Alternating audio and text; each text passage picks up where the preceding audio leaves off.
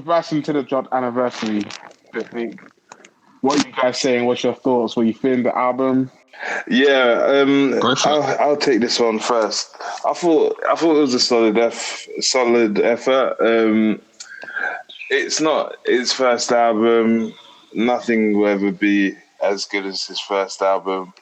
It was just nice, chilled R&B music. You know, it's not as I think it's better than his second album. What's that? I don't think it was hard to do. Hard to do worse than this second. That was a shit album. Of course. Yeah, I think with Bryson Tiller, I think he has suffered from his face not matching up to his huge single. Are you saying he's not good looking enough? And I think that's Are you calling him Buzz? Well known. No, his own personal brand. That's just it. Bryson Tiller buttons.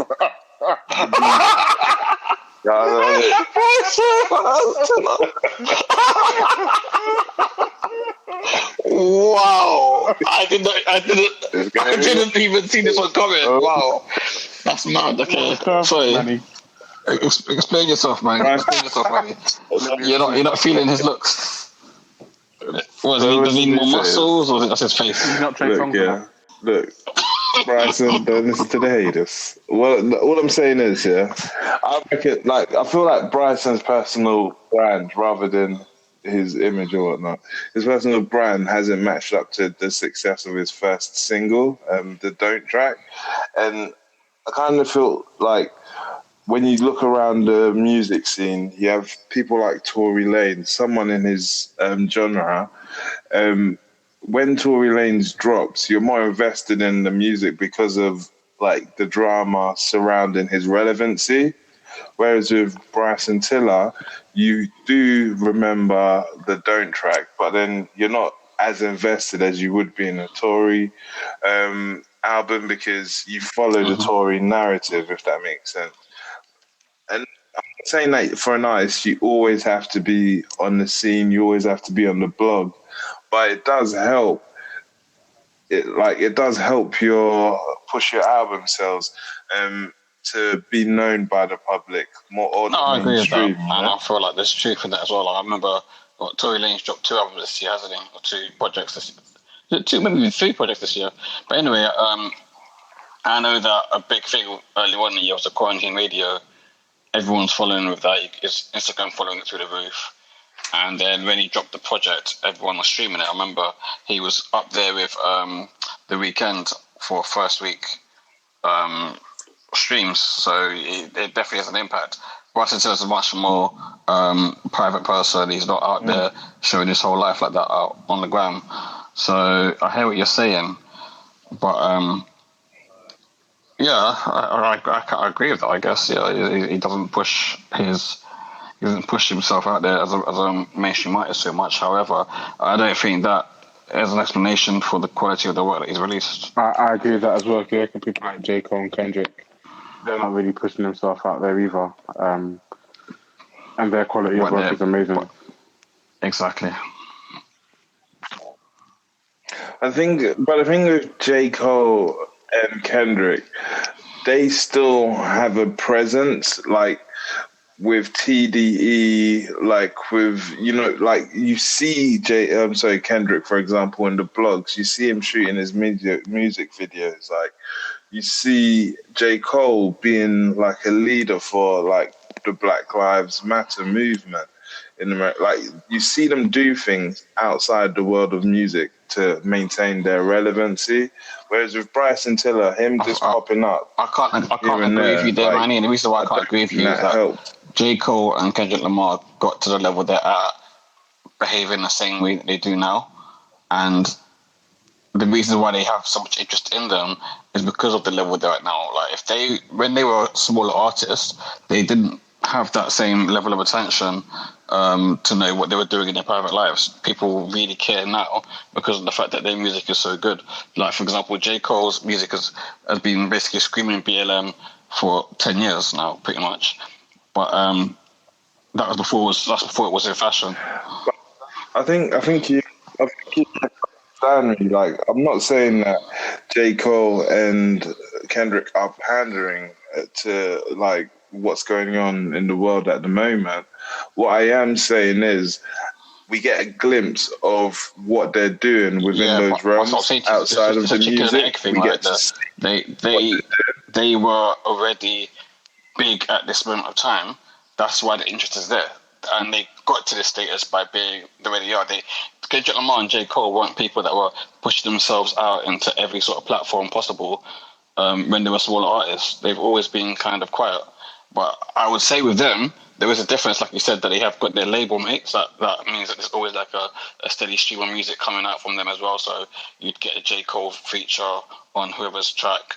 Same with Kendrick Lamar, you'd find them on a Schoolboy Q album or Absol album, whatever. Obviously, Bryson Tiller doesn't have that.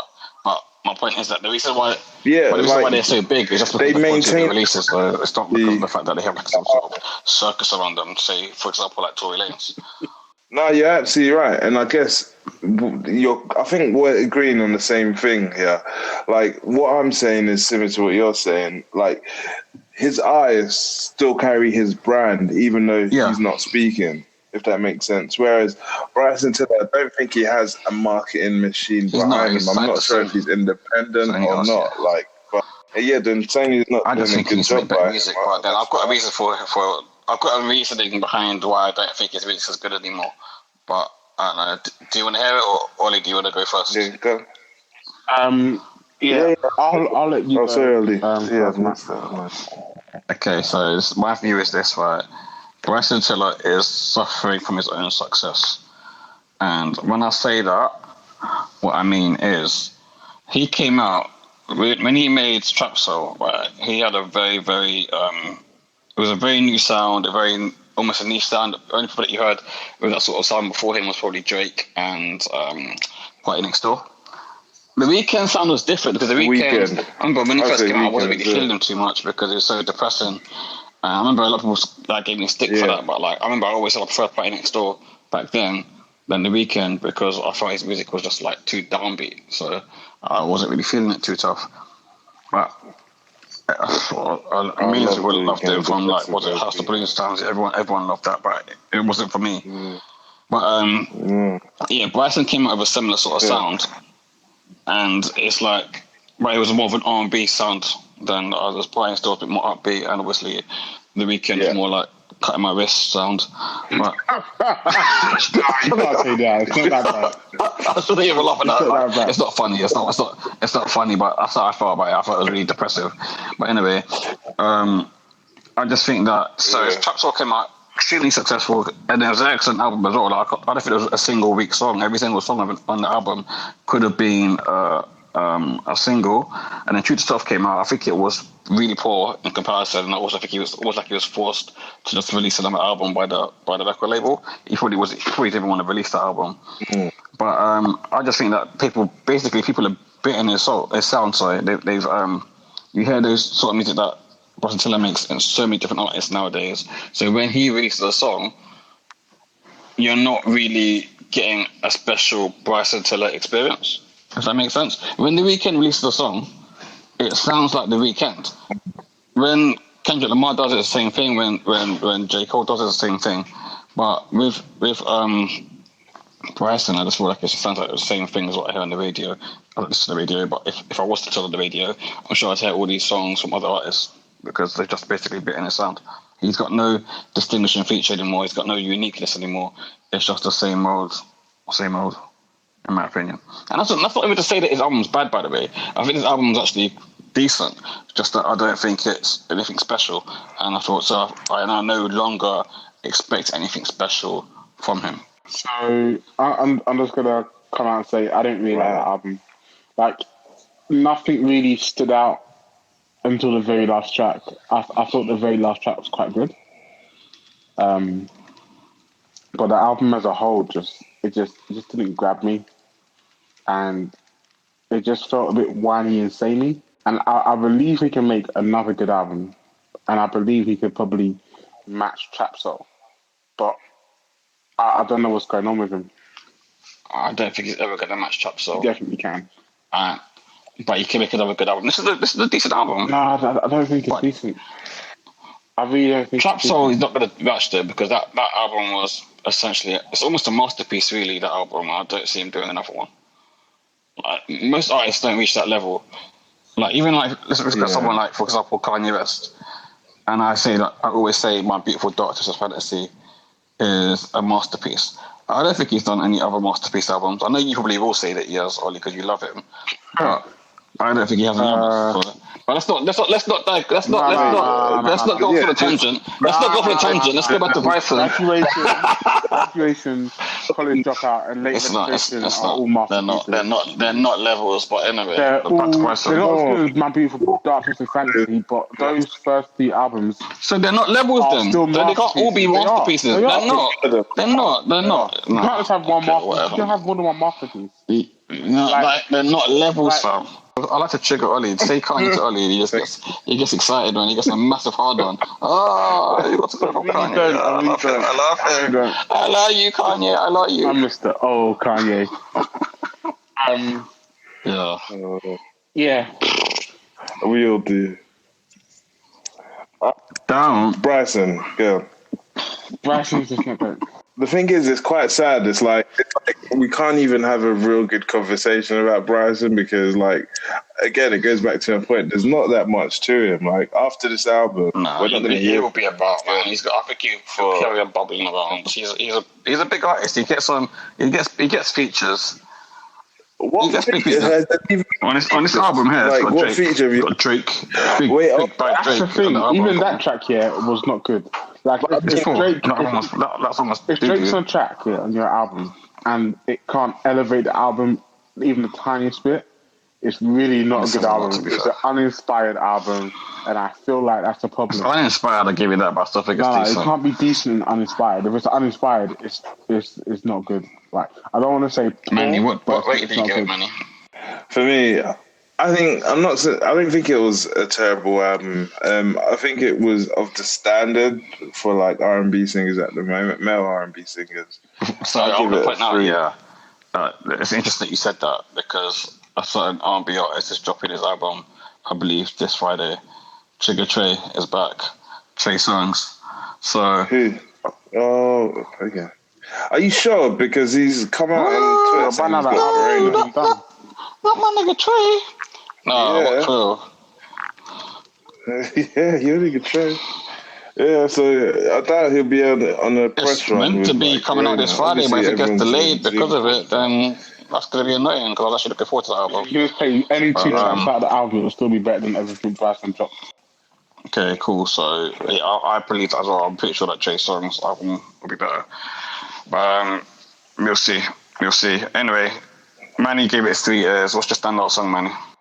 It's the Drake tune, Out of Time. And what's your one? Out of Time. Wally? Next to You. I'm giving it 2 years. It's a solid 2. This is interesting. Everyone's picked different songs. Okay, so my standout song for Bryson Tiller anniversary is Always Forever. And I give it 3 years. Is that like the second track? 2. Yeah. Are you changing your standout song? I don't like that track. Okay. I have to say that is like a proper R&B song. So if you don't like that song, I'm maybe questioning whether you like R&B or not. It's just not good at R&B, it seems right now. So. Well, I feel like you're being mad harsh. But anyway, that's cool. Oh yeah, by the way, welcome to the EarSauce podcast. Lovely to have you tuning back in again. Manny, what's the socials for EarSauce? Hi guys, yes. Please follow us on Instagram at EarSauce_. Follow us on Twitter at EarSauce_ as well. Make sure you subscribe, like, and comment our videos on YouTube as well. You can find us at EarSauce on YouTube too. Engage with us online. We'd love to chat to you guys. Let us know where you're listening from, and we'll definitely shout you out on the next Obviously, you can find us on Apple Podcasts, Spotify, and also Google Podcasts too. So wherever you're listening from, you should have a platform to listen to us on. But yeah, okay. So anyway, I heard there was like a nuts, a crazy album that dropped last year. Like, I think it's like like 2 multiplied by 10 plus 1. And that bitches in the mansion. It's so many right them diamonds. 21 Savage and Metro Boomin dropped Savage Mode 2. And Morgan Freeman. Don't forget my boy Morgan Freeman. That's what I was about to say. I need to know. They need to drop like some sort of play-by-play of how they got Morgan Freeman, who's like deep into his 70s now, I'm sure, to come and record, they'll come and do the narration for the album. And it honestly, just his narration just brings the album up onto another level. It's actually crazy. How good the album is. Wow, he's 83. Yeah. They got an 83-year-old to be cursing and shit on an album. 83 in the body, got 60 in the face, bro. He's Morgan Freeman. Mate, he's Morgan Freeman's like, he's different, man. He's taking some next Alexa. But yeah. What's your thoughts, gentlemen? What you think? I'm gonna get the ball rolling. I'm gonna get it rolling. This album, go on, Ozzy. Nothing short of great. Like, I think this is 21's best album. Like, it's so cohesive. Quite possibly. He's actually got really good lyrics in this album. The beats are phenomenal. Metro was in his bag. Crazy. The production's phenomenal. Like, the narration by Morgan Freeman just merges the album together to make one beautiful sonic orgasm, basically. It's flipping sonic orgasm. Yeah, it's flipping great. Like, I was just listening to it and I was just like, what, did he really say that? What? Does Morgan really narrate that? Oh my days, is that really the beat? Like, it's sick. Like, there's no other words. Was this like the album you listened to kind of this week as well? To go back to the old ones, but like I say, this one's. No, I mean, like, was I think for Ollie mentioned in the chat, was this like one of the last albums you listened to? This is the first one I listened to. But then I went back and listened to a few tracks because I listened to it without looking at the track list. I just like absorbed it. Yeah. No distractions. Also saying that as well, this album's a very easy album to listen to and not realise that you've gone from one track to another because it's so cohesive. Yeah. It just all merges into one long track, and that's a good thing in this album because it's not a case that all the tracks sound exactly the same. It's you don't know where one starts and one finishes. That's it. And then it's got like various sounds. Like there's one track, Stepping on Niggas, that's my standout track. Like the beat, it's just like taking me back to the 80s or something. Like I feel like I'm like 80s man or something like that. Like it's just sick, man. The whole album is just a vibe. Cool. Yeah, man, it's sick. Nice. Let me just jump in whilst you got the seat hot. Yeah.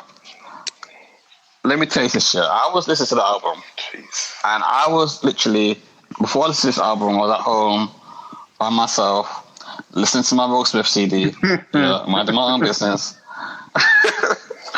and then I put on the album, and I was like, "This shit is crazy." And then next thing I know, I was in my AMG, like trying to hunt down my ops, and then I realized I ain't got any ops.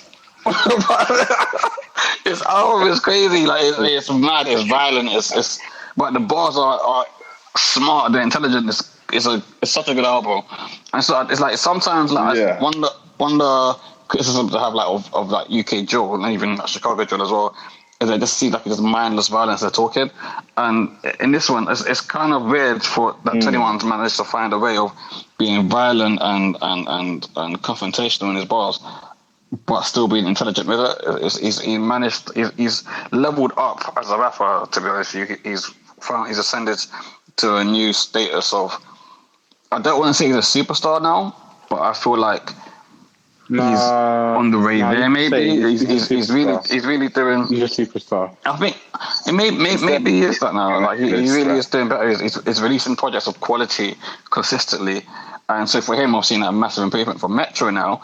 and this is no disrespect here, I don't think he's improved at all.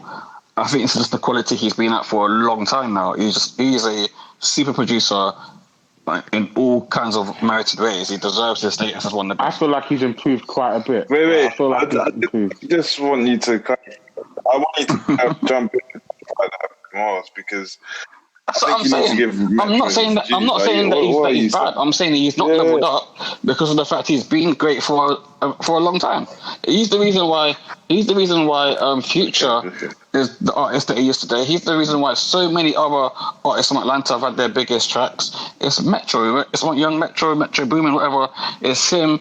He's been producing these beats that's put all these superstars out into the world in like the past 5 to 10 years. So, like when I say that I don't think he's leveled up, that's not like disrespect at all. That's because I just think he's an amazing producer, and he can't get any better than he is because he's at the top table. He's at the top table. Like, you know, what is it go from here? What I will say with the album though, I have one criticism. It started off on the mad grease mode, and then it fell away from that sort of viewpoint towards the end. It was really soft. Yeah, and I know that even like Redman, Gangsters, whatever, have a soft side, but I feel like Amber Rose really burnt from 21 Savage, man. She really burnt. But he kind of addressed that. And he kind of addressed it like a G. Yeah, but that's what I'm saying. But he adjusted it for too long, man. Like, do one song like that and then go back to the grease, isn't it? Like, no, the last 2 or 3 tracks of the album was like soft. Yeah, but you can't just have like you can't just have like straight G. Love, baby. You got to end on some mad shit, man. And I didn't appreciate the fact that it was soft, but I think that the album was still great, regardless. It's probably the best album that was released this past week, and it's going to be in consideration. It's going to be it's a tight one, but I think it is. I think it's going to be up there. I'm not saying it will be, but it's going to be up there for album of the year as well. I don't know about that either. Like, it was one of it's okay. I don't know. Like, I'll wait for one of the later albums we're reviewing, but another album that we reviewed, I think, is the best album released this last week. Okay. I'm gonna talk, man, because I've held silent. I haven't said nothing. I've let you both go. I've let you go. What are you saying, man? What are you saying? And let me bring it in. Right. Let me put you in my frame of mind. You know, before you eat a nice meal, right? You plan where you're gonna sit. If you're feeling romantic, you might light a candle. You might pour a glass of wine. You don't rush it. You don't rush. Are we gonna swirl this wine? Before you swirl it, you gotta let the tannins in, bro. You know about tannins? Yeah, you're gonna. You know about tannins. You don't know about tannins. Oh my lord! You don't know about tannins. Get on with it, guys. Get on with it. Cool.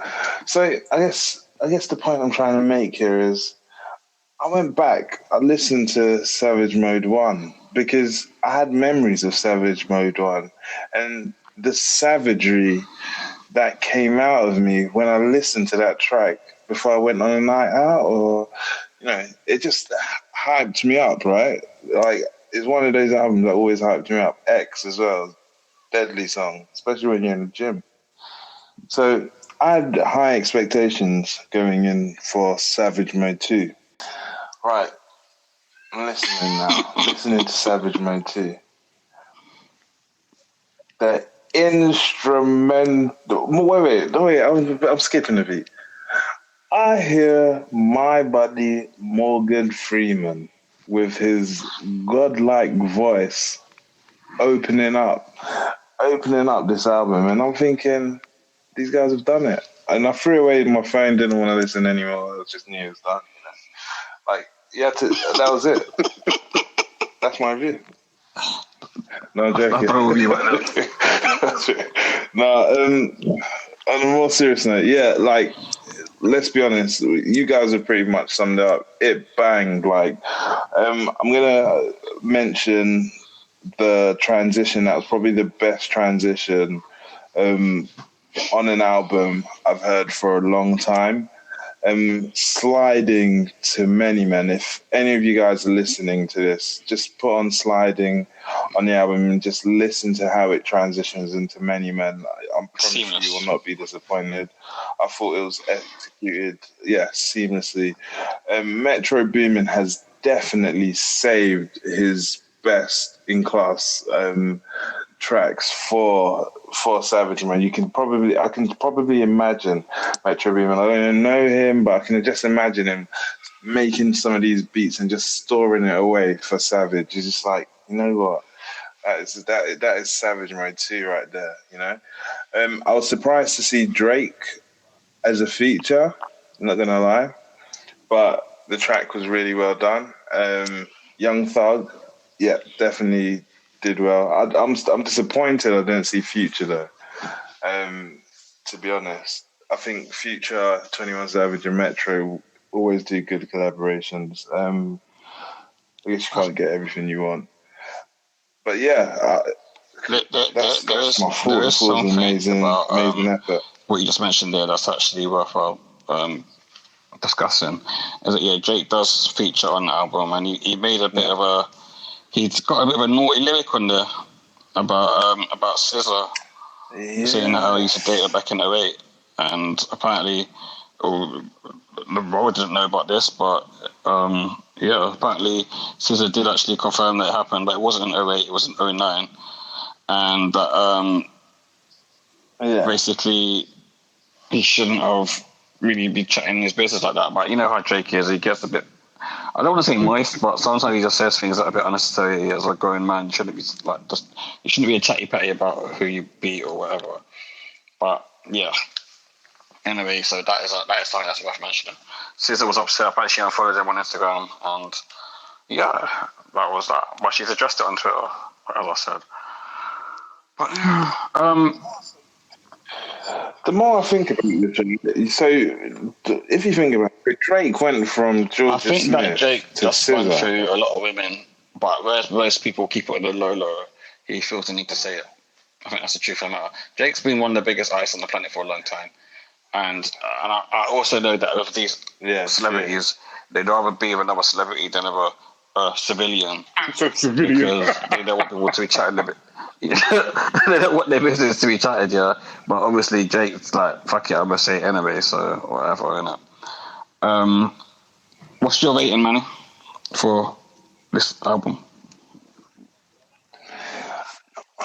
You know what? Like, I want to say like 5 stars. We don't do stars on here, bro. What the hell is a 5 star? stars. What are you talking about? Currency around here, boy. Yeah, that's better. It is. So. I don't have like a 5-star album that we've all agreed on. Because your music taste is whack. That's why. Well, for me, personally, and my musical taste, I'm going to give it a strong 4. Like, it's a 4.4 until I have like a strong 5-star where I can basically recalibrate it. But 4.4 for me. Ollie, what are you saying? Hold on. Oh, sorry, what is your standout song? My standout song is Slippin'. You can't have to. And Sliding. Okay. And the reason that's your standout song is because the way it transitions to the next, right? I was just thinking, basically. That's all. Yeah, cool. The transition. And Ollie, what's your standout song? I think you said it already. Because that song is the definition of Savage, bro. Like, that song is just hard. We're gonna have 3 different standout songs here, but okay. I feel like you could argue a 5, but it is a 4 ears for me. I'm gonna leave it at that. I don't think. Why don't you argue for a 5 though? Like, because I think is your reason similar to mine? Because we don't have like a 5. So for me, like if it's a 5, it has to be an album I can play with no skips. Check.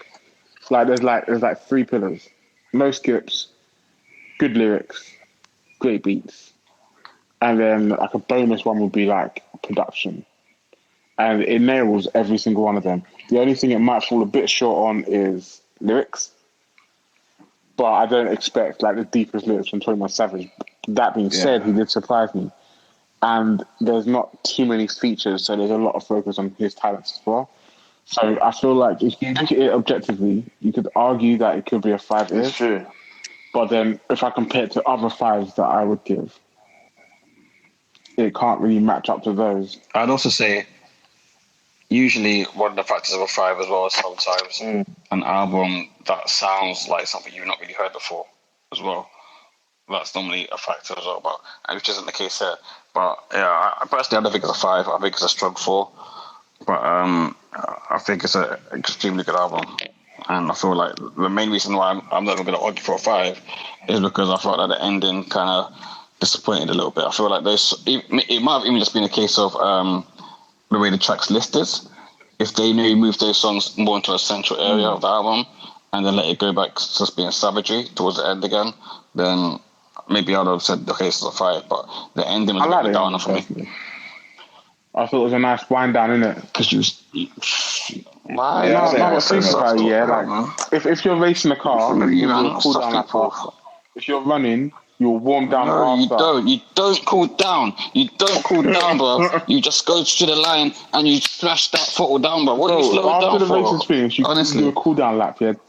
No, that's after the album's finished. Then they release an EP of soft tracks after that, isn't it? I talk about being soft. The album's called Savage Mode 2, not Savage Mode. It's called Savage Mode, but it doesn't say Savage Mode stays on the entire time. There was a lot of savagery in there, and then it slows down. Anyway, I'm saying 4. Everyone said 4, so we're all unanimous on this. And also, my standout song is Glock in My Lap, because that song is just ridiculous, and look, someone opening bars on that is just outstanding. Uses one word about 7 times, and it's just incredible. Definitely check it out. So yeah, that was a very good album from the guys. Yeah. No, that's probably my favourite album since we started this podcast. Yeah, quite easily could be given that ranking actually, because I feel like since we started the podcast, I don't think we've had an amazingly strong set of albums. I know we've given like a lot of 3 years and some 2 years to albums. I don't think we've given many 4s out. So yeah, it's definitely been a strong one. You can even say something maybe debating as well. Tory, that we all Tory's actually really good when I think about it. Tory's is very good, and I think that maybe the reason why it wasn't loved maybe as much as it should have been is because of the circumstances it's come out under. But definitely a case of this album here, Savage Mode 2, being one that we really enjoyed together. Should we talk about that the guy from London? Yeah. South Kilburn? Yeah, let's do it. Let's do it, mate. Cool. So, we can bring him back to the London scene. List came across this album by Knucks. Knucks. It's called S. There you go. It's called London Class. It was released 3 weeks ago. I enjoyed listening to it. It had a lot of instrumentation and it felt like there was live instruments as well involved. He reminds me and Matt will debate on this already because we already have. He reminds me rapping wise lyrically of Kojo Radical. But Koji Radical, bro. Bro, I just call him. How are you going to tell me? I call him. Do you want to Google this right now, bro? His name's Koji Radical. Kojey. Not Kojo. I'm thinking of Kojo Funds. Put some respect on his name. Man's Googling it right now. He's going to issue an apology.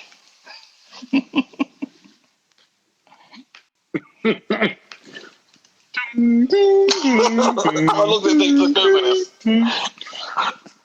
Ollie, what was your thoughts on this album? Because this guy's going to come back in about 20 minutes after. He's going to go and edit Wikipedia. And come back. It is Koji Radical. I thought it was an enjoyable listen. It wasn't nothing groundbreaking. It wasn't nothing that's going to blow your socks off. or the wax out your ears. But no, it was actually it was a. I know that was such a poor joke. To sprinkle a bit of pizzazz to it, but no, yeah, it was a good album. Like his lyrics were surprisingly good. I don't really know the guy, so I say surprisingly, but I was surprised at the quality of the lyrics. There wasn't much metaphors. Yeah, I guess because you probably haven't. So this is literally before, right? Me going in blindfolded, and I was impressed. So I played it, but I never added it to my library. But since finishing it, I've added it to my library. So I did enjoy it. Right. And there was a very, very good track towards the end of the album. I think it was track number 11. It may have been 11. Yeah, Your Worth, track 11.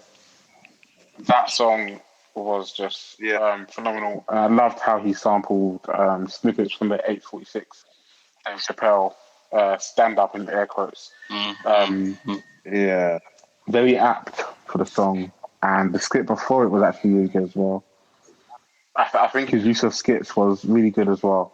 So they kind of set out the following tracks. Which, I agree. Yeah, and they were very short as well. It was like an old school momentum. So it had like a very old school vibe. Like it wasn't like no auto-tune or fills. Okay, I think there was a bit of auto-tune, but there was no like other fills you get right now. It was just like straight to the content, a decent beat. And yeah, the live percussions were quite cool as well. I think there was a sax from the second track or the first track, which was really soothing to listen to. It was a good album. Yeah, I'm in agreement there. So Manny, do you want to come back and say what you're saying about Koji Radical? Yeah. So, Koji Radical. He's gonna run up on you, you know. I'm not changing that.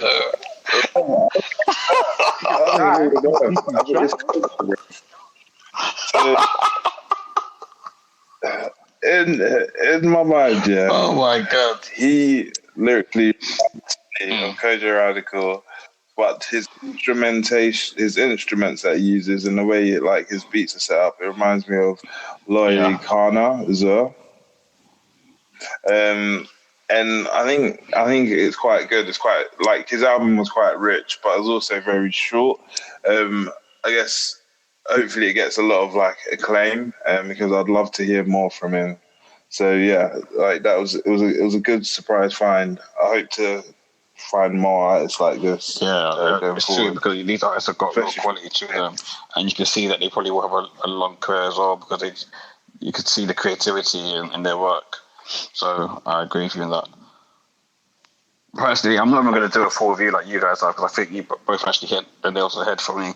One other comparison I would make with Knucks is that he reminds me of Wretch 3-2, the more mature, like as he is now as the more mature artist. But I don't want to be unfair of the comparison, because I do see Wretch 3-2 as one of the best rappers in the world, and Knucks isn't that. 100%. But he's a good rapper. Knucks doesn't give you the same sort of wordplay, the similes, the metaphors, the double entendres that Wretch provides. Like Wretch has them coming out of his mouth like water.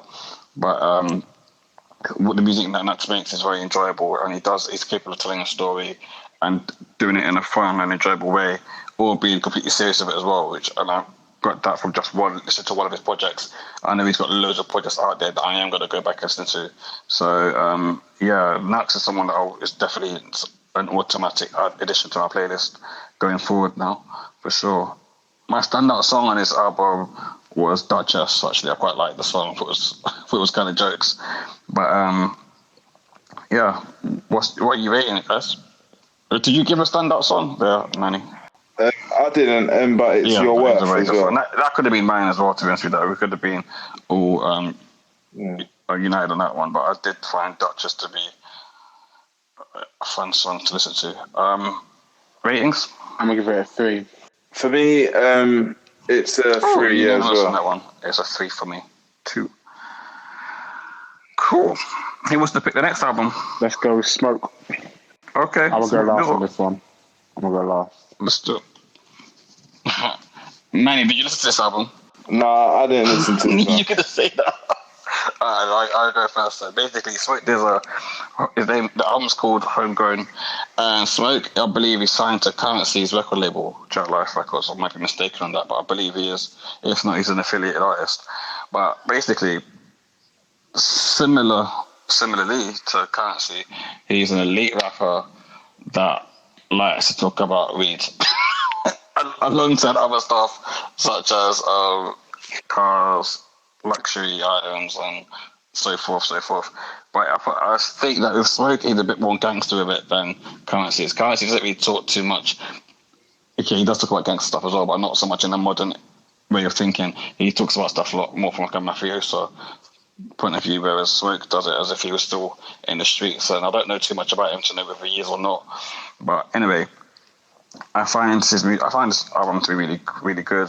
The quality of the bars throughout it is just amazing, and the album's got a really long list of featured artists. It's got Jim Jones, Fabulous, Jadakiss, Flip De Niro, Wiz Khalifa, Currency himself's on it, Dom Kennedy's on it, and even Jack Harlow, which I wasn't expecting him to be on it either at all. But his bars on it, his verse on it is really good. So that was actually quite enjoyable to listen to. I think when you jump on a track with Smoke Dizzo in general, but when you jump on his album, knowing that all these other artists are going to be on there too, I think it just basically makes you perform to your top level, because every single artist that dropped a verse on Homegrown, just top tier. Like, the verses were excellent, and there was not one verse on the whole project that I thought to myself, ooh, I probably should have had him on there. It was just excellence throughout. So really enjoyable listen. And of course, the production on the album was excellent as well. So yeah, I will say though, this album is for people that really do enjoy the bars. Even though the production was great, it's not really an album that you're going to be putting on songs to dance to. It's really an album of songs that you listen to kind of like dissect the bars. And saying that, my favourite song on the album was Santos Party House, which has got like a really strong sample from, the song's called Look It Up to You by Michael Wyckoff. And yeah, that song is just like, it's like, you can step to that. You can do a little two-step to that song and enjoy it. But you can listen to what everyone's doing. Really disco. It's got like, what, 5? You got your silk shirt. That's a song you get a barbecue. The chains a little bit on it. With that. And you're just drinking a blunt. We were drinking your hand as well. Chopping it up on the roller skates. Like, mate.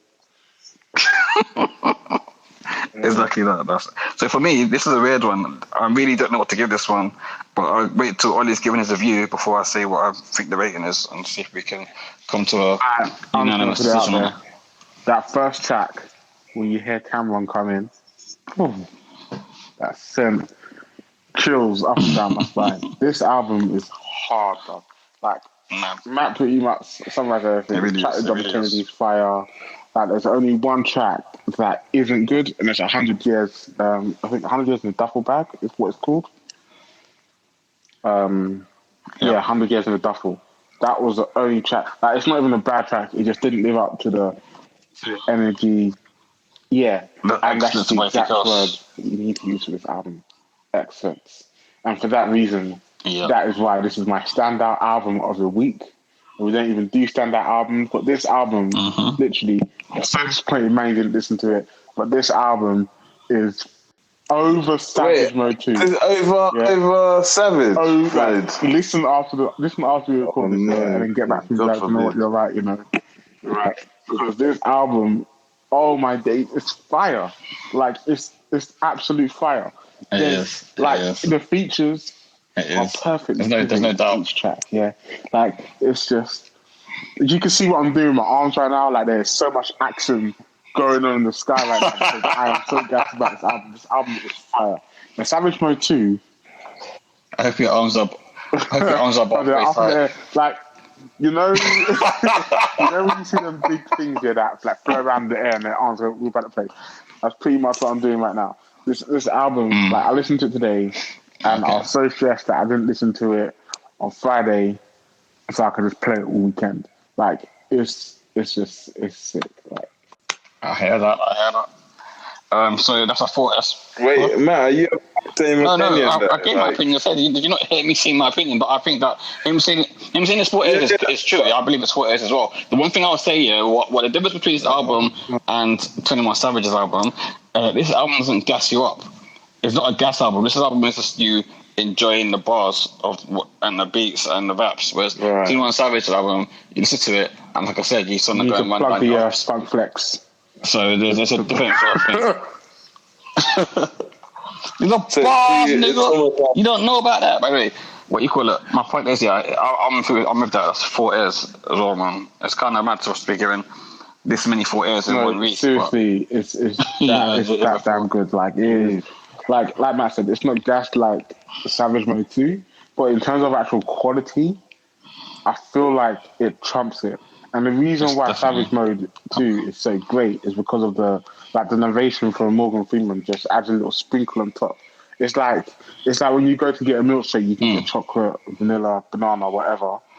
But Morgan Freeman in Metro Boomin makes an Oreo milkshake with frosting on the top, chocolate sprinkles, millions of thousands, and then chocolate sauce around the glass, and then it makes a super milkshake, like an ultimate milkshake.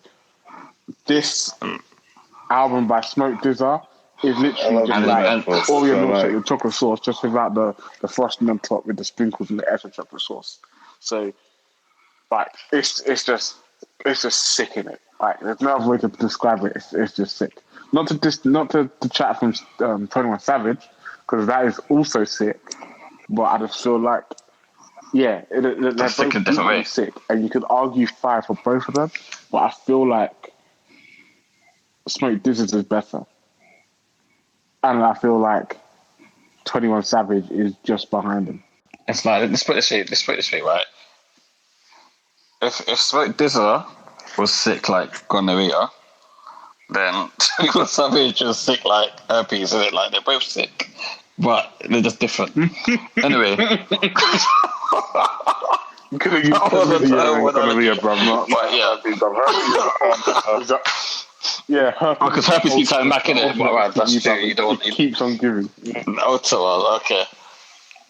Okay. So that's like, so herpes would be like chronic 92 then. It's old. Anyway. What is that? Is that another of his album? Possibly.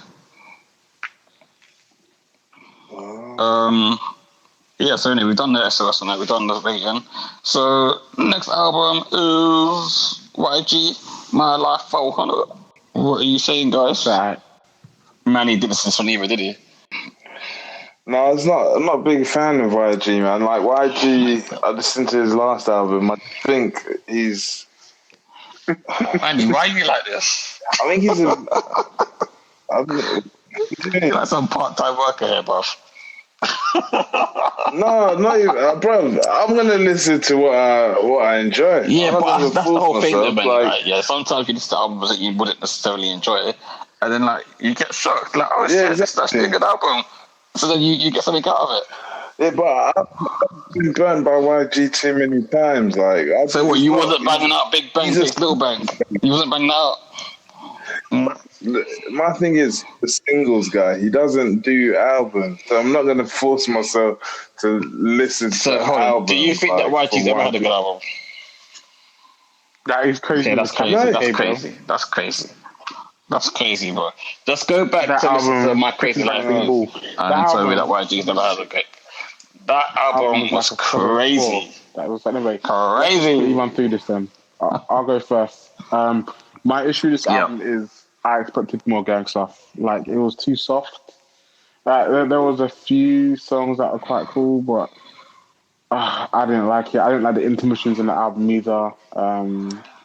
It was a valiant effort. Like, I feel like it was better than his last album, but it's not. It doesn't hold a candle to his first album, and I just expect a higher caliber of work from YG. Like, I know he's got it in his locker, but I just don't know why he can't put together a compelling album again. And that's where I'm at with this album. I honestly don't know if he can do it again. I'm not even going to say for the same reason as Bryson Tiller, because when YG released My Crazy Life, I don't think that it was it wasn't something that's never been done before. People have done albums where you tell a story throughout the tracks before, but I feel like he was just inspired to when he was making that album, and I also think that he was also working with one of the best producers that are around today as well, in DJ Mustard. And nowadays he doesn't seem to have that close relationship with him the way that he used to.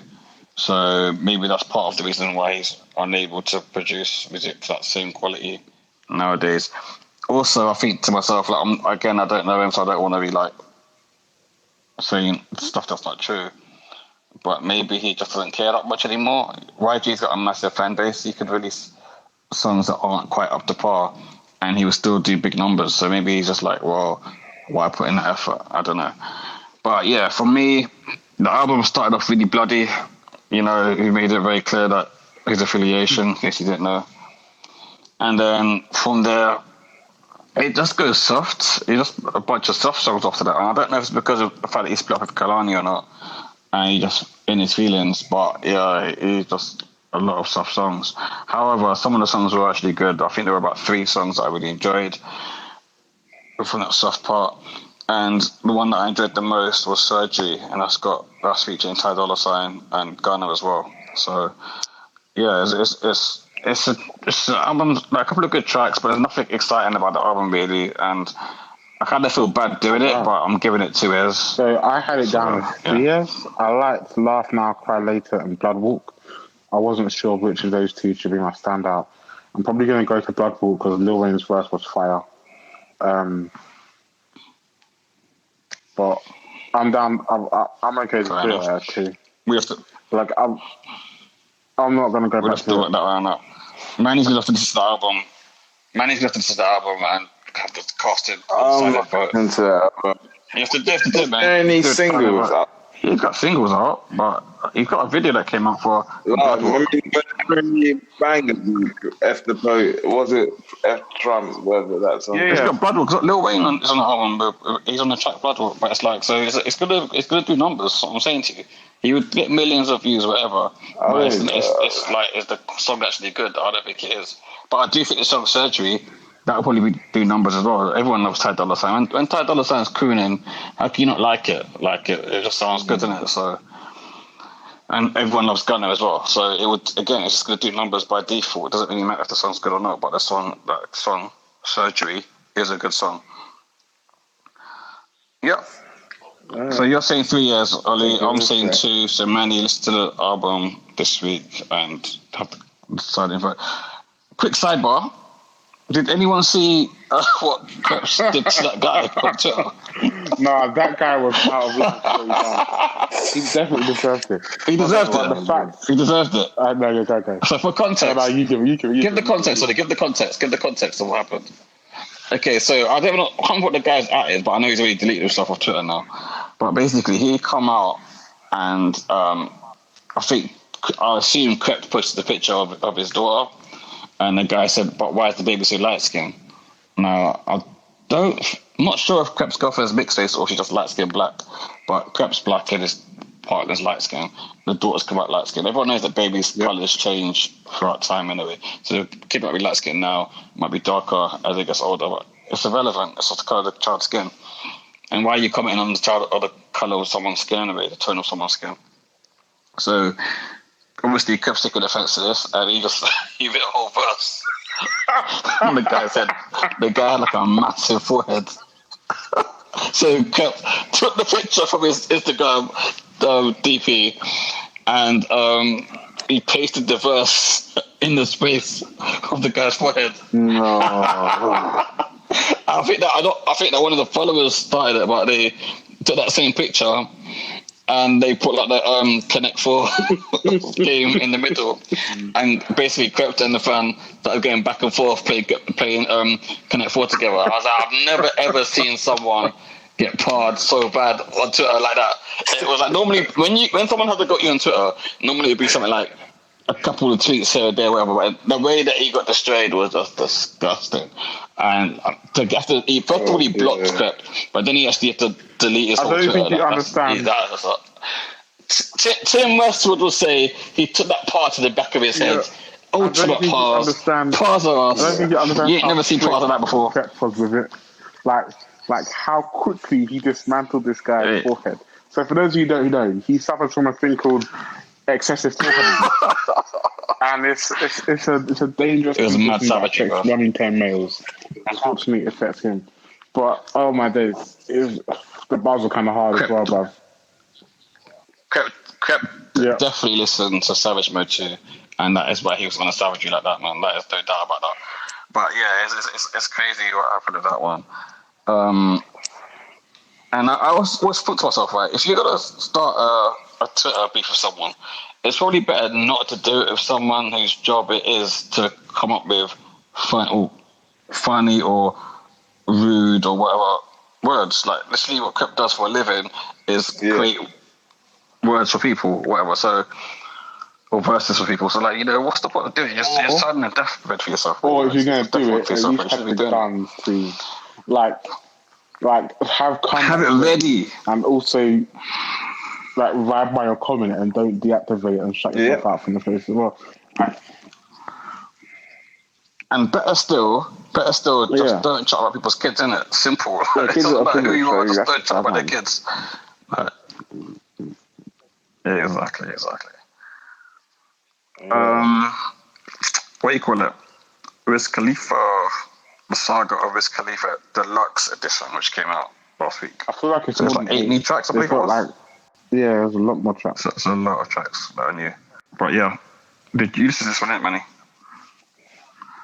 Yeah, I had to listen. You set off. Cool. So for me, I didn't really like this. Well, no, to say I don't like it, it's a bit strong. I felt like Wiz Khalifa has made like an average album. It had like TikTok kind of beats on there. It was very checklisty, if that makes sense. And to be fair, I don't think Wiz Khalifa gives a fuck. Well, I think, to be honest, like, he's made so much money from his label and his business ventures. I kind of feel like that shows in his music as well. Like, there's no... How to put it? It doesn't feel like there's as much desire to put 110% into an album. I feel like he probably has his own studio, makes music, plays it to a bunch of bad bees that come to his house in LA for some of his infamous parties. If they're dancing or shaking their bum enough, then he'll put down the album. So I visualize. Can we pause for a second? Sorry, and it's just you're sweating from jealousy and then let me just slap your words, man. That sounds hella sweet, bro. Like, that's not sweet. How are you gonna say that? And no, but that was extremely sweet, bro. Like, come on. But I'm not. I actually don't. I don't mean that in a silly way. Like, I like Wiz, to be honest. I like him as a personality. I think his personality is dope. His lifestyle seems dope as well. Yeah, same. But you got the complete bucket of sex assault coming at you there, mate. So what do you think about the album then, outside of his lifestyle? Like, I just thought it was. I think they go hand in hand. I just thought it was like an average album. Like, I liked the track with Tyga. I liked the track with Megan Thee Stallion and Ty Dolla $ign. She fully stepped on top. She did well on that track. Also like the track with Quavo too. So that shows you something. I liked all the a lot of tracks with the features on it. One of the best tracks, actually, the first track with Max Cream as well. I thought that was a really good track of the album. No, you finish. Good. Yeah, done so early. So my standout track is the Quavo track. Mm-hmm.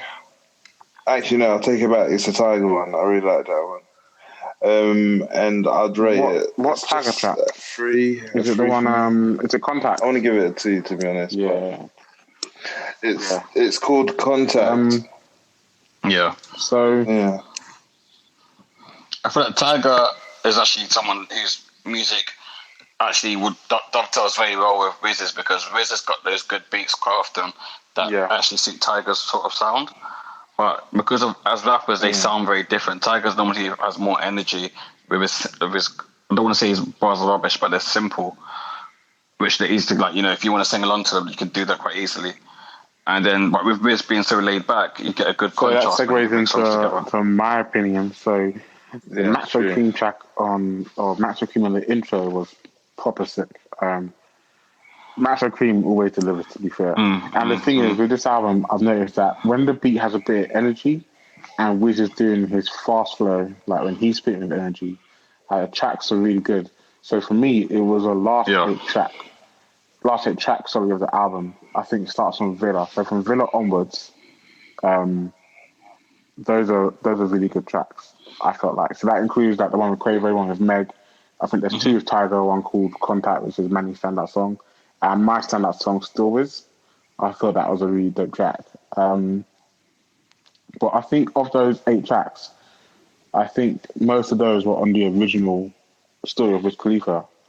So they weren't new to the deluxe. And so I feel like there's a bit of, I feel conflicted with this album.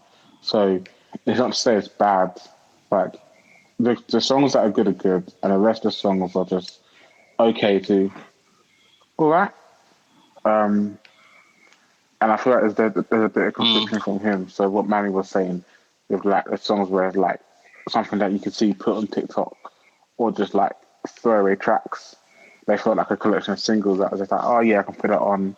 I'm not really going to use it anywhere else. Oh yeah, I recorded this, but I don't know to play it and put that on. It felt like there was a lot of that going on in this album. So basically, if we just didn't do the deluxe edition, it would have been fine. And if we just released these singles separately on like an EP as something else, like another project, that would have probably been better. I think you've hit the nail on the head. There wasn't as much cohesion, isn't it? That's probably where I'm getting salty from. It's the cohesion element. Yeah. It's quite nothing really to draw it together. I give you that. So that's my issue with it. Like I like Wiz, and I like every album he drops. There's always at least one track that I really like. Much more than one normally. So Still J is like typical old Wiz, like the blueprint where it's weed, cars, and whatever else that he's rapping about, and just dropping it in, and it's just over the Still J beat, which is everyone knows it's like a legendary beat. So yeah. I didn't like that song though. You didn't like it? Oh, no. That was my favorite song. I thought that was a mad disrespect. But how are you gonna try to use that beat? Dr. Jason never have cleared it. But no. So for me, you finished, by the way? Yeah, I'm done. Yeah, I thought for me the best songs on the album were "What's the Move," "POV," with Ruby Rose, Villa, "Contact with Tiger," and "Clouds in the Air" with K Camp. I thought the worst one was probably "Bama," and that's the last song on the album as well. I don't know why that was even put on. But yeah, generally speaking, I agree with what Manny said about it not being very cohesive. It just seems like a collection of singles. But then I don't really think that many Wiz Khalifa albums are like that cohesive anyway. I don't think they do kind of get that vibe of just being singles. So yeah, I didn't really think anything of it. And my other thing with Wiz Khalifa is that I believe this guy can make a decent album in his sleep. I think he's someone that's probably an example of someone that is extremely talented, but like Manny said, he's not really that bothered. So he can still make good music whilst not really trying that hard, whereas someone else has to try their hardest to create the sort of stuff he makes. So yeah, nothing. Like what Wiz got to prove anymore? Like he doesn't really. Do you know what I mean? I don't think Wiz Khalifa ever made a 5-star living his best life. Like. So, that is one thing. But does he want to do that? I guess not. So it is what it is. I would say Rolling Papers and Rolling Papers 2 are probably his best albums. They're actually quite good. I quite like Khalifa as well. That was a good album. But yeah, that was quite good as well. Yeah. So yeah, my standout song is probably Villa. I quite like Villa. It's very much in his bag, both for the luxury, the weed, I feel like his tagline could literally be, "Reading luxury. What more do you want from me?" Like, that's pretty much it. And on that song, "Why You Mad," Meg really snaps on it. She's actually probably one of the best verses I've heard from her. So yeah, and I think I've heard that song before anyway, but yeah, it was on the album. So 3 years from me, and yeah, what are you guys saying? Did you give a rating? Yeah, 3 for you. And Ollie? Yeah, 3 for me as well. Yeah, simple 3 for him. We got Westside Gunn up next. This is going to be interesting. What? I didn't write down the album name. How stupid is that? It's Who Made the Sunshine. Yeah, that's it. Which is actually putting out it's a good title because he refers to it in the album and explains his meaning behind it. I'll go first with this one. We got some stick on Twitter last week for giving Armani Caesar 2 years for our album The Liz. And a lot of people were upset by this. Now, the week before The Liz dropped, Conway the Machine dropped his album, and his album was very good, and we rated it highly. And then The Liz came out, and we have high expectations for artists that are on Griselda. And not that we treat them differently, but there was an expectation there. And The Liz didn't hit those expectations at all. Now, Westside Gunn's come out. Who Made the Sunshine? His album's sick. It's something cool. It's a really good album. Really enjoyed it, and throughout it's just got bars throughout, and all the features artists are their verses are excellent. The production's very good, so a very enjoyable album. And what's quite funny is that Armani Caesar features on this album as well. And my favorite track on the album is the one with just her and Westside Gunn. So I feel like there's talent there, clearly, but I just think that her lyricism is not up to par with her label mates, and maybe that is what's holding her back, in terms of, in my eyes at least, in my ears, and why I don't rate her as highly as others. So what are you rating? So, even so, I said it's a great album. I don't think it's a 4. I think it's like a 3. And but I'll say it's a very high 3. Could have been a 4. And yeah, the standout song is Liz Loves Luger. Manny's groaning a lot, so it's either he wants to bang a shit or... Oh no, it's me. It's me moaning a lot. Right. Yeah, no. Go on, what are you saying, man? So I feel like I might catch smoke for this one, but I really wasn't feeling it. Really? Yeah. So there was... Fair enough. I wrote down 4 tracks that were actually really good. So these 4 tracks were really, really good. Hold on, how many tracks are on the album, Ollie? How many tracks are on the album? I think there are. And you saying you really liked 4 tracks. Not that they were good, but you really liked them. 11. I really liked them. So you're saying almost half the album was really good then? That's but you're not feeling the album. A third of the album. It's not a third of the album, is it? It's not a third of the album. It's more than a third. Closer to a third than it is a half. Half would be like is it really? 6 or 5.5. If it was one more track, 4 makes a third, right? Oh my god! So if I like one more track, it's still not out of half. So this guy. Are we really doing this now? Do we need to bring out some tape measures as well to work this one out? Because I'm sure we could even go by the track lengths if you wanted to. You could do it by track lengths. Well, then if you did you like track 9? Frank Murphy. Oh my god, that was the worst track. It was such a hard listen. What? I literally stuck around just to my god! I stuck around to hear Smoke Disser. Wow! I was just like, let me get into this. Let me get into this deeper. Yeah. So talk, bro. I was really. I'm not upset. I promise you, I'm not upset. Because I feel like Westside Gunn is better than Conway the Machine, and I really enjoy Conway's album.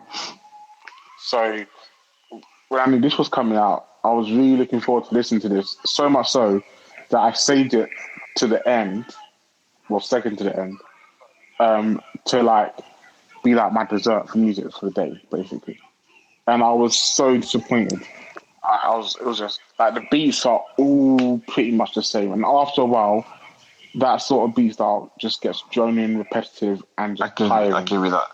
The beats are like those It's like off-key piano. They sample like tracks from the 70s and 80s and put them on a tight loop.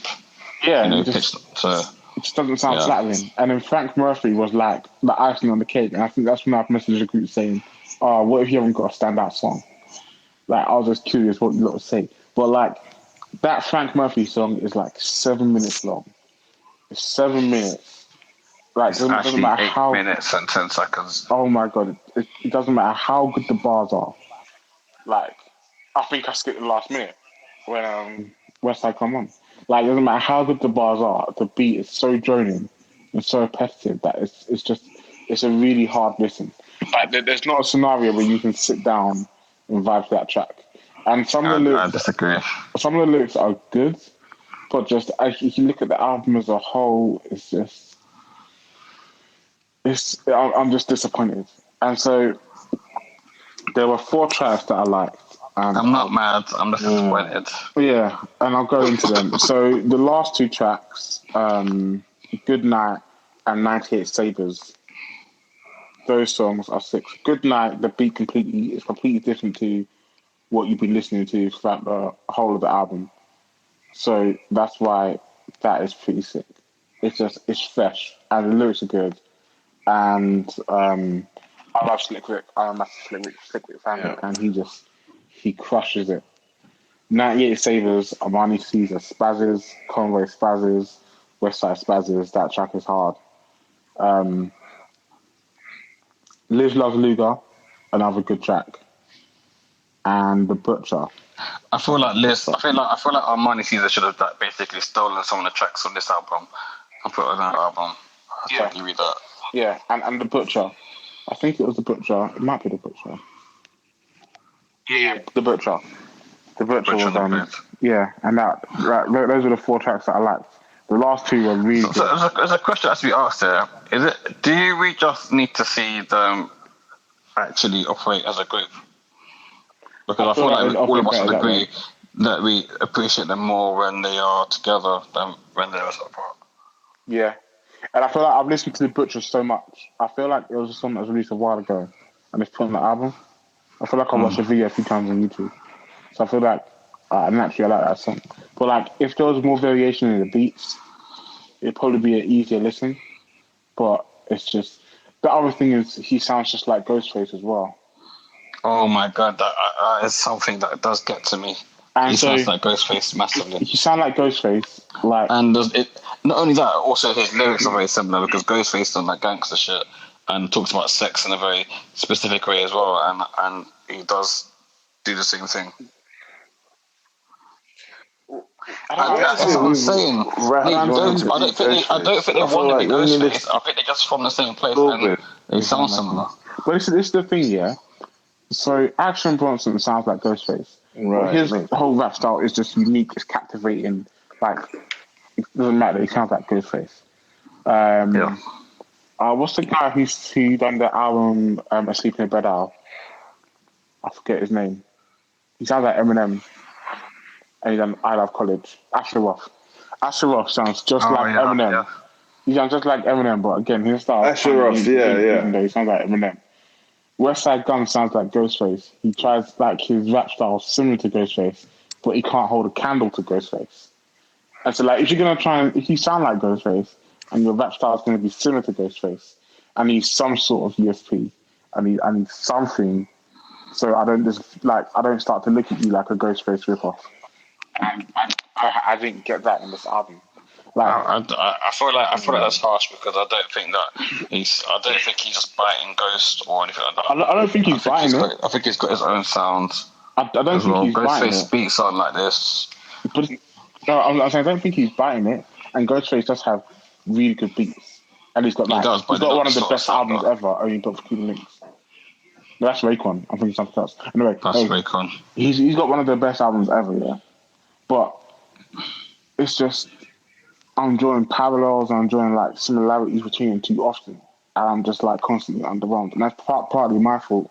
But just the album just didn't sit right with me. Like a bit of variation could have done this album so much more. So the last 2 tracks had a bit of variation. The track Liz Loves Luger has a bit of variation. And the tracks that have variation that I'm liking but the other ones just felt like lazy beats, and it felt like, when the Migos done their second album, and so they recorded it in like 72 hours, something like that. It felt like they just recorded this album over the course of like a couple of days. And I was like, yeah, that's it. It's a wrap. We're done. Like the bars can be good, rushed, but almost. like that's only one part of the package, and it needs so much more for it to be enjoyable to listen to, and this isn't enjoyable to listen to. Look, I think I fall somewhere in the middle between you and Ollie. I liked the say like Liz loves Luger. I like that he found Slick Rick from wherever Slick Rick was hiding in the land of Oz somewhere, and brought him back into 2020. It was a bit much for me.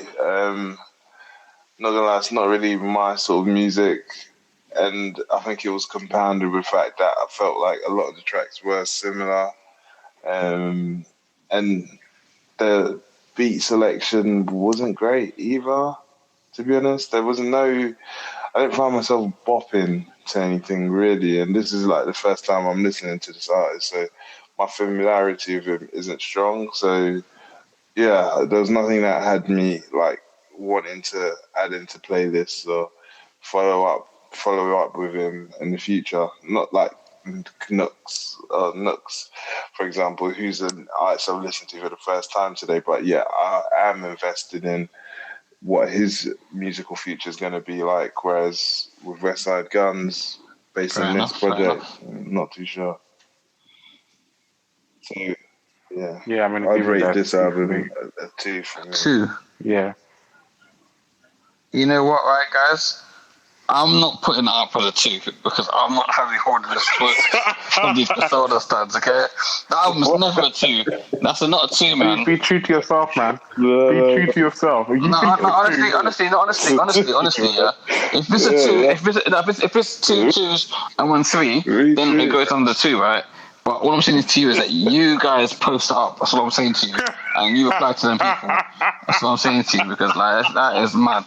Like, nah, I don't think I'm the 2, so I'm not gonna actually sit there and back the score. I don't think it's that score, but if that's how you feel, then by all means, what do you think it is?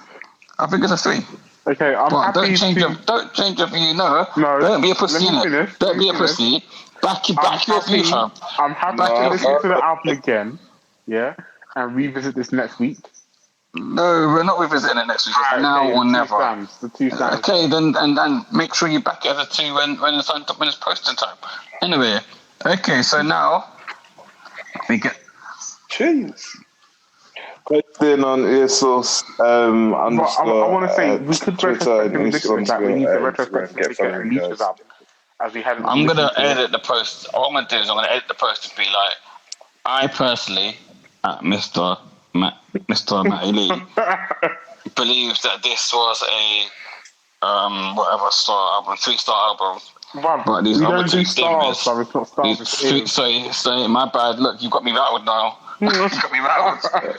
I, at Mr. Matty Lee, believe it's a 3-year album, but these 2 nincompoops here, assholes, wankers, believe it's 2 years. And I'm adding you 2 so they can light up your inbox or whatever with that shit. They can light up your DMs, light up your notifications. Matt caught smoke from my Caesar fans right now. It's alright. He listened to the album with like most artists on. Yeah, man, it was like rocking back and forth. This might be a 4. Yeah. This might be a 4. No. In no sense, I do like Westside Gunn. I like it, but I expect better. I like him. Sorry, you can't like the album and give it a 2. It doesn't make sense. I mean, I like him. Sorry, and I said that before. Okay. I like him. I expected high things, and he under-delivered. It's better than Armani Caesars. Oh, we've understood that, but we gave that a 2. Yeah, we gave that a 2. So how can it be better and get the same rating? But it's not better than Conway, which is a 3. Well, maybe we should bomb the top 4 then. And also, I said the list should be a 1. I think I said that. Did I say it should be a 1? I'm giving it a 1. I didn't even give it a standout song. So that means a 1, 2, 3. Maybe. Damn. All right, then let's get the timestamp for this one, Ollie, so you can tell them what part of the protest to. All right, cool. We've got one more album to review today. So before we get there, we should mention the fact that Stormzy now has 1 billion views. Well, not views, sorry, streams on Heavy's the Head, which is an incredible achievement, really. That is a 5-year to get that many.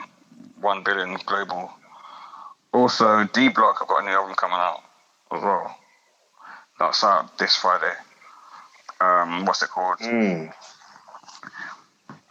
It's called the Blueprint.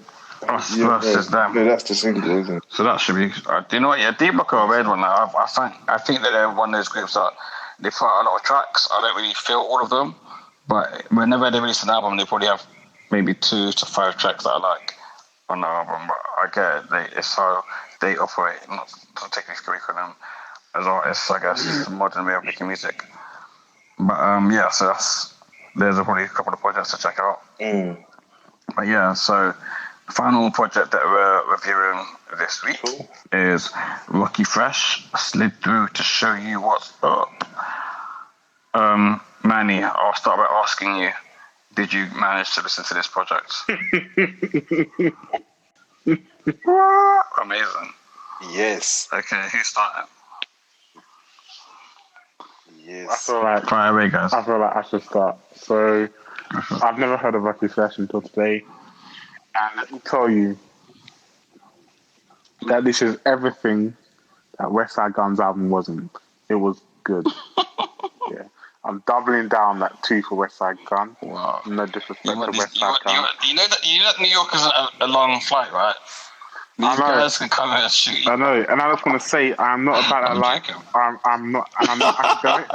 I'm not gonna front and bear that life behind the computers. I am the most calm guy, but I'm just saying my opinion. And if you don't like it, do better next time. But Rockie Fresh's album was really, really good. It was like, I don't want to keep giving that 4s because it's going to devalue it, but like I feel like it should be a 4. But I've only listened to it once. I do too. So on first listen, I was just blown. Like the first track just slapped me in the face. I was just like, oh my days, is this what he's about? I don't know this guy. He kind of sounds like the baby on some tracks, but like it was just a well done album. Like it was just, and Wale was on it, and Wale was out there spazzing. Now Wale does. He was just spazzing. Just showing. It was a really good album. Really good beats. Good content. I felt like I was listening to it on reference speakers, so I felt like on my end, subtle flex. The mixing and mastering wasn't up to snuff, but I listened to it after Wiz's album, so that could be why. I need to listen to it again on like coloured speakers, what people listen to, so I might listen to it in my car or something. But the album was a solid effort, and I can't wait to spin it again. Really good. Nice. What was your standout song? The one with Wale. Hold on a second. Let me get the track. Yeah, that was a really good song. Because I didn't actually take notes. Yeah, hold on. It's literally called... Yeah, hold on. And also, I really like VIP and Incredible Freedom, which is the intro. But Hold On is definitely my standout. Money? Pretty much on the same wavelength as Ollie. It was a nice album to listen to. He's a great rapper. We'll definitely be following him in the future. My standout track is the Wale. So I'll give it a bit of background towards Rockie Fresh. He was signed by Rick Ross to Maybach Music a few years back. Maybe as much as maybe 5+ years ago. But for whatever reason, I believe it was something to do with his family, some personal issues he was going through. He never managed to actually release a full album. He only released a couple of EPs on MMG. And they're both really good, in my opinion. But yeah, they didn't gain like a lot of traction. And he never like had the same sort of exposure as the likes of Meek Mill and Wale had. So eventually he got released from MMG, and he's released 2 projects since. This is the second one. And the first project he released, it wasn't amazing. It has some good songs in there, but it just seemed like the project was dated. I believe it was a project he was probably recording whilst he was on MMG. And he was never given permission to release it, so he kind of just released it when he left, or just added to it and released it, whatever. This project here sounds completely fresh, Rockie Fresh, and it's just a really good album. It's something that I've been waiting for from him, because once he was signed to MMG and I saw Rick Ross announce it, I started following him then, because I knew that Wale was sick, I knew that Meek Mill was sick. I'd already heard some stuff from Stally as well, who's another person that was on MMG. He was sick, so Rick Ross clearly had a good ear. So I was just waiting for his project to come through. It never did. Now it's here. It just sounds really good, and I want to see this guy succeed, because clearly he's someone that's been waiting for his time to shine, and maybe now's the time for it to happen. If you want to get an idea of what he's like, he's more like Wale than Meek Mill. He's not a street rapper. He's more of a backpack rapper, if anything. But he's a very, very gifted rapper, and he makes good music. My standout song I was thinking about Hold On. I really like the song Stuck in Chicago interlude as well. I thought that was really good. I think he's really spitting some bars there. But seeing as you two both said Hold On, I must make it unanimous and go with that as well. It's a really good song. And yeah, Wale, as usual, was flexing with his verse. So yeah, really good stuff. Really good project. 4 Airs for me. Yeah, 4 from me. From me, it's unanimous. 3, I'd give it. So yeah, I believe we're at the end of the pod. Is that right, guys? Okay, so should we share some socials before we go? Of course. So again, guys, follow us on Twitter, EarSauce_, on the old Insta at EarSauce_, and follow us on YouTube. You just type in the EarSauce podcast. You can listen to us on all major platforms: Spotify, Google, Apple. Soon to be Amazon as well. Amazon. We're not there yet. We'll be on this. Amazon podcast. Excellent. Cool. So you can. Awesome. Be on this. Yeah. So if you're gonna follow me directly, on Twitter I'm at Mr. Matty Lee, and on Instagram I'm at Mr_Matty Lee. Ollie? Yeah, you can follow me on Twitter. OC Clark_10. Yeah, you can follow me on Twitter, Emmanuel890. Awesome, guys. See you next week for some more Sauce for Your Ears.